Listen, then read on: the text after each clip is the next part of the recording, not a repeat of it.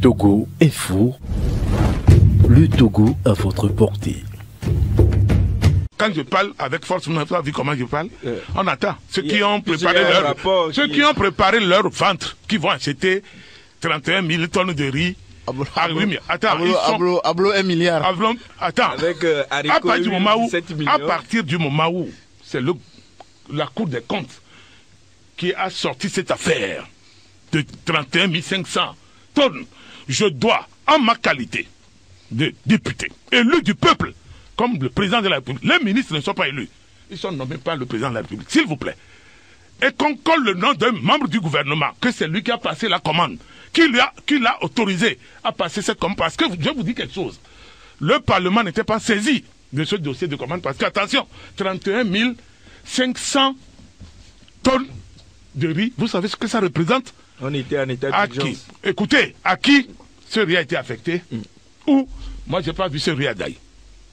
Et je n'ai pas vu ça ailleurs sur le territoire togolais. Je parcours le Togo à chaque fois que l'occasion me le permet. Je parcours le Togo et j'ai des gens sur toutes les terres du territoire qui me renseignent. Quand on vend les riz dans les préfectures, 10 000, les riz dans les sacs, 10 000, je suis au courant. Et j'envoie des aides aux gens que, bon, si vous voulez aller acheter mon machin, et je ris. Je sais pourquoi je ris, je sais d'où vient ce riz. Et je sais pourquoi ce riz ne devait pas se trouver dans cette situation de vente. Mais je ris, j'ai quelle force.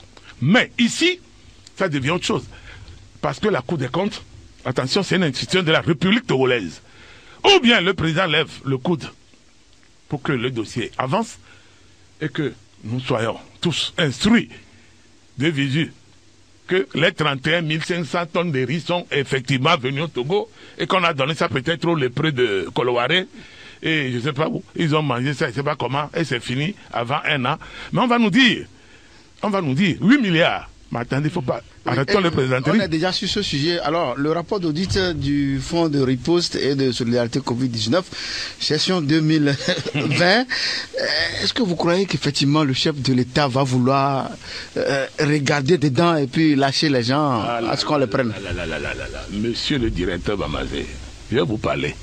C'est dans vos studios ici que j'ai dit que Fort Nazingbe est comme un moteur diesel. Vous connaissez le moteur diesel? Mais quand vous faites...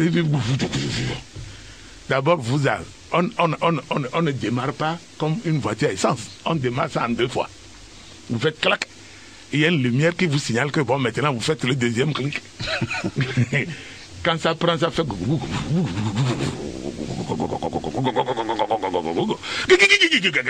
Et puis, ça lance. Quand ça lance, on n'attrape plus.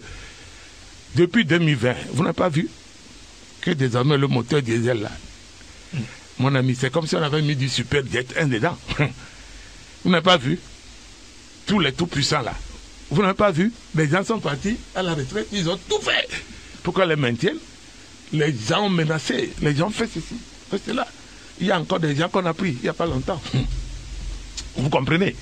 Oui, je vous dis, si j'en parle, ce ministre va être interpellé dès la rentrée parlementaire le mois prochain. C'est dans 1 mois. En mars. Il va être interpellé. Nous sommes les élus du peuple, chef. Je ne veux pas que mes électeurs me disent que, oh, honorable Bouta, on a dit que mon loi va remettre. Attends, c'est passé où? Combien de... Est-ce que vous savez qu'à l'heure où je vous parle, le Togo n'a pas encore 260 morts de Covid? Mais attendez, il ne faut pas qu'on nous blague. Le Togo n'a pas. C'est ce que le gouvernement communique comme chiffre officiel. Et moi, je ne suis pas un charlatan pour inventer. Pour moi, les gens vont dire, ouais, il y en a peut-être plus, mais attention, moi, je ne suis pas dans ces calculs-là. Moi, je prends le chiffre que le gouvernement donne. Ça fait 250 quelques. Le Togo n'a pas encore, depuis que Corona a déclenché 2019 décembre, jusqu'à l'heure où je parle dans ce studio, le Togo n'a pas encore fait 260 victimes de Corona, les morts. À l'Assemblée, on a eu 1 Corona. Personne n'a André Johnson. C'est tout. Bon, imaginez, si toute l'Assemblée, y compris le personnel, on a eu 1 seul. Bon, alors, 31 500 tonnes. C'est ça, hein? Pas kilo, hein? Pas kilo, s'il vous plaît. Pas kilo. 8 milliards CFA. D'abord, pourquoi ils n'ont pas lancé l'appel d'offres public? Puisque c'est le même gouvernement. C'est là où je ne comprends pas. Pourquoi les gens là, ils mettent en difficulté leur président, leur patron, le président de la République, qui est leur patron? Pourquoi ils le mettent en difficulté? C'est un financier. C'est lui qui a mis qu'après de 10 millions, il faut lancer l'appel. Quand c'est l'État qui commande, après de 10 millions CFA, vous lancez l'appel d'offres. Et qu'on donne chance égale à tous les souscripteurs. Vous comprenez? Vous allez commander, une seule personne va commander 31 500 tonnes de riz à 8 milliards. Ça dit que les factures là sont faites comment? Sur WhatsApp, ou bien sur Facebook, ou bien sur Twitter, ou je sais pas, des conneries que les... Il y a beaucoup d'autres commandes qui ont été faites sans pièces justificatives. Mon frère, ils vont les sortir. À partir du moment où c'est l'agent de l'État togolais, la Cour des comptes vient. Écoute, depuis un moment, la Cour des comptes, il fallait que les gens comme nous secouent un peu. Bientôt, nous allons sortir des dossiers, puisque les gens ne nous respectent pas. Nous allons sortir plein de dossiers. Il y a des gens au gouvernement, quand ils vont chez eux, tenez-vous bien, ils attachent le riz des Japonais. Ce riz-là, c'est un don. Oui, mais ça a été vendu. Écoutez-moi bien, ce riz, c'est un don du gouvernement japonais au gouvernement, à la République togolaise. Le Japon ne donne jamais l'argent. Vous pouvez vérifier partout. C'est une particularité du Japon quand le Japon est dans le cadre bilatéral. Le Japon cotise déjà pour les grands ensembles ONU, pour nous de patati, etc. Vous les trouvez là-bas.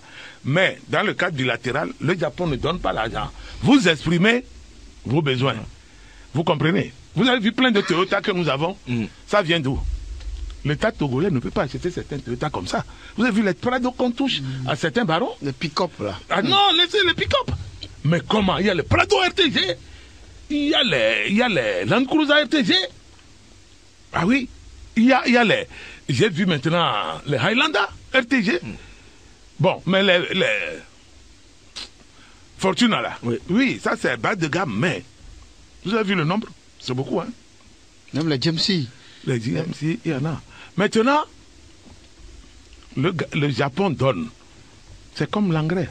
Le Japon donne. C'est nous qui faisons l'ensachement au port. OK? Mais je crois qu'il y a un problème de gestion. C'est ça, le président est fâché.